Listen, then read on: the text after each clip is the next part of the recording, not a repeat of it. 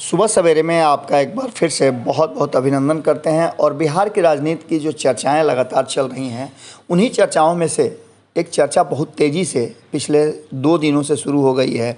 जब से नीतीश कुमार प्रशांत किशोर से मिले हैं, तब से यह चर्चा ज़बरदस्त ढंग से राजनीतिक गलियारे में चल रही है और मीडिया जगत में भी सुर्खियों में बनी हुई है कि क्या नीतीश कुमार और प्रशांत किशोर के मुलाकात के बाद तेजस्वी यादव के साथ हुए एग्रीमेंट का पर असर पड़ेगा।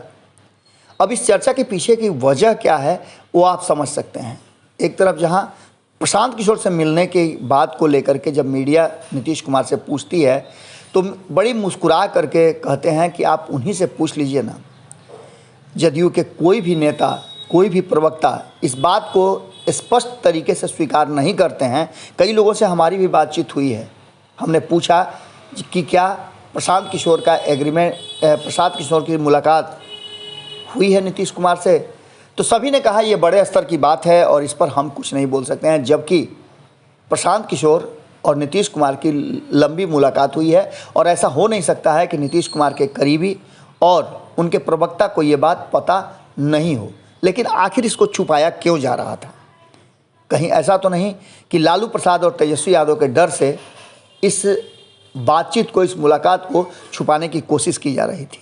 और छुपाया वही जाता है जिसमें कोई संदेह हो, संशय हो।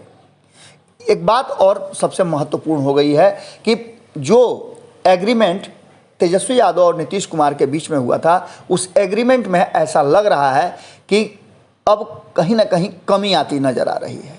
जहां एक तरफ ये बातें ज़ोर शोर से कही जा रही थी कि नीतीश कुमार तेजस्वी यादव के हाथ में बिहार का कमान सौंप करके केंद्र की राजनीति में आगे बढ़ेंगे, लालू प्रसाद नीतीश कुमार को दिल्ली लेकर के जाएंगे, ये सारी बातें चल रही थी और इस बात पर मुहर भी लग गई थी।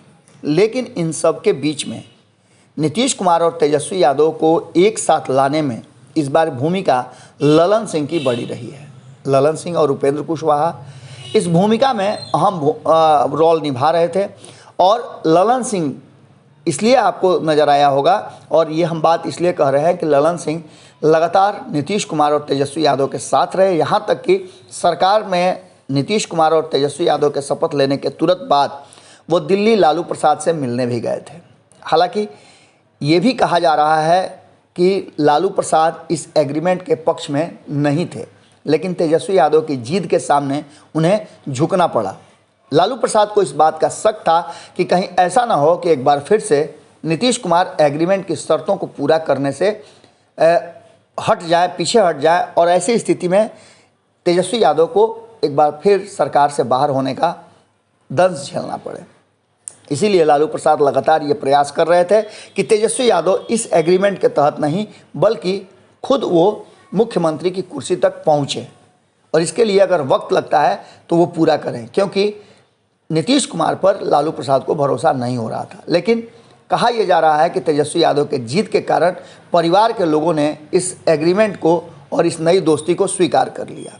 लेकिन इसके बाद सब कुछ ठीक ठाक चलते हुए अचानक से जब तेजस्वी यादव को छोड़ करके प्रशांत किशोर पर ज़्यादा भरोसा करने की बात सामने आई और प्रशांत किशोर को, जो कि लगातार नीतीश कुमार पर हमलावर थे, उनको बुला करके रात के अंधेरे में नीतीश कुमार बातचीत करते हैं और बातचीत के बाद नीतीश कुमार के चेहरे के भाव बदल जाते हैं। जब भी प्रशांत किशोर की बात पूछी जाती है तो मुस्कुरा करके कहते हैं कि आप उन्हीं से पूछ लीजिए। प्रशांत किशोर 12 घंटे के बाद इस पर चुप्पी तोड़ते हैं और चुप्पी तोड़ करके वो कहते हैं कि जनसुराज उनका चलता रहेगा। नीतीश कुमार से सामान्य मुलाकात थी, तो ये सामान्य मुलाकात पिछले 3 महीने में क्यों नहीं हुई? एनडीए की सरकार थी, तब भी उन्हें मुलाकात करनी चाहिए थी। महागठबंधन की सरकार बनने और तेजस्वी यादव के साथ नीतीश को जुड़ने के बाद इस मुलाकात के विशेष मायने खोजे जा रहे हैं, तलाशे जा रहे हैं। कहीं ना कहीं एक बात तो साफ नज़र आ रही है कि नीतीश कुमार भारतीय जनता पार्टी को दबा करके रखते थे, लेकिन तेजस्वी यादव के साथ आए हैं तो दब के रहना पड़ता है, चाहे वो कार्तिक सिंह का मामला हो या अन्य मामलों के साथ साथ मामला सुधाकर सिंह का हो। सुधाकर सिंह कैबिनेट की बैठक छोड़ करके बाहर निकल जाते हैं और नीतीश कुमार इस मुद्दे पर सिर्फ एक बात कहते हैं कि आप पूछ लीजिए ना, उप मुख्यमंत्री जी यहीं पर हैं, कि हम जानना चाह रहे थे इसका सीधा मतलब है कि कहीं ना कहीं नीतीश कुमार दबाव में है और इस दबाव से निकलने के लिए उनको कोई ना कोई ऐसा हथकंडा चाहिए, ऐसा व्यक्ति चाहिए जो उन्हें इस दबाव से मुक्त करा सके। और प्रशांत किशोर इसमें सबसे ज़्यादा उपयुक्त व्यक्ति लगता है कि नीतीश कुमार को लगे, क्योंकि ललन सिंह और उपेंद्र कुशवाहा पर इतने लंबे रेस के लिए भरोसा नहीं किया जा सकता है। खैर, इन सारी बातों को लेकर के आपने देखा होगा कि किस तरह से इस पूरे मुद्दे पर एक तरफ जहां ललन सिंह, वहीं दूसरी तरफ उपेंद्र कुशवाहा भी चुप्पी साधे हुए हैं। मुलाकात को लेकर के जब उपेंद्र कुशवाहा से पूछा गया तो उन्होंने साफ तरीके से स्पष्ट कर दिया कि 2024 तक नीतीश कुमार मुख्यमंत्री की कुर्सी से नहीं हटेंगे, कुर्सी पर रहेंगे। जबकि जानकार बताते हैं और सूत्रों से जो जानकारी मिल रही है कि नीतीश कुमार ने तेजस्वी यादव को 6 महीने के अंदर कुर्सी सौंपने की बात कही थी। अब ऐसा लग रहा है कि लालू प्रसाद का अनुभव यहाँ काम कर रहा है। उनके अनुभव बता रहे थे कि नीतीश कुमार एक बार फिर से तेजस्वी यादव को बिना कुर्सी के रखेंगे। वही लगभग बातें सामने आ रही हैं और इन बात को सामने आने के बाद तेजस्वी यादव को ऑफ़र पे ऑफ़र मिल रहे हैं। वहीं आपको बता दें कि ललन सिंह जिन्होंने ये एग्रीमेंट कराया था वो बिल्कुल चुप्पी साध चुके हैं। इस पूरे मामले पर उन्होंने एक भी बयान नहीं दिया है। वहीं उपेंद्र कुशवाहा ये तो मानने के लिए तैयार हैं कि मुख्यमंत्री से कोई भी मिल सकता है, लेकिन स्पष्ट तरीके से उन्होंने भी नहीं कहा कि क्या कुछ बातें हुई हैं। जबकि आपको बता दें कि नीतीश कुमार और प्रशांत किशोर के बीच में लंबी वार्ता हुई है और इस वार्ता के पीछे एक बड़ा मकसद है। 2024 की तैयारी से ठीक पहले नीतीश कुमार अगर ये कहते हों कि वो अगर उनकी सरकार अगर बनती है केंद्र में तो वो सभी पिछड़े राज्यों को विशेष दर्जा देंगे, ये बात स्पष्ट करती है कि एग्रीमेंट तेजस्वी यादव से बड़ा प्रशांत किशोर से हुआ है। और यही कारण है कि एक तरफ जहां ललन सिंह चुप हैं, वहीं उपेंद्र कुशवाहा ने भी चुप्पी साध ली है और तेजस्वी यादव के चेहरे के रंग उतरे हुए हैं। अब देखना होगा कि लालू प्रसाद नीतीश कुमार को दिल्ली लेकर के जाने वाले थे, उसका क्या हुआ।